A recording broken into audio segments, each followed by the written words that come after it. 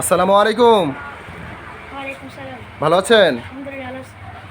ছোট্ট একটা ইসলামিক প্রশ্ন করব। আপনি তো শুনছি যে হাফেজ হয়েছেন? জি, কোরআন মুখস্থ করা শেষ? জি। আলহামদুলিল্লাহ।